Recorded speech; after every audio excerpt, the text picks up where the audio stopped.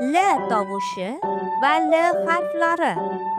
Afsonaviy harflar mamlakatiga sayohatimiz davom etadi.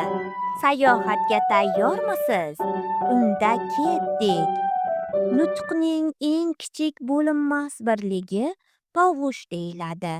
L tovushini birgalikda talaffuz qilib ko'ramiz. Tishlar bir-biriga yaqinlashgan, til uchi yuqori tishlar orqasida, havo qisman burundan chiqariladi. Birgalikda aytamiz. L. O'pkamizdan chiqayotgan havo to'siqqa uchradimi? Albatta. Demak, L undosh tovush. Hosil bo'lish o'rniga ko'ra til oldi undoshi.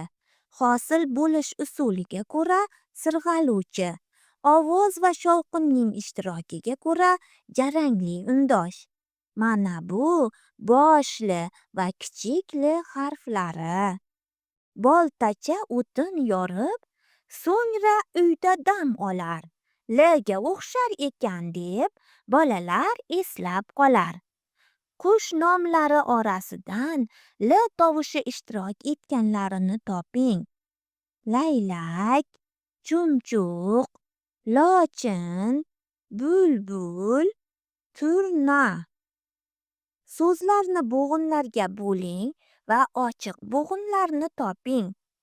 Laylak, lochin, bulbul.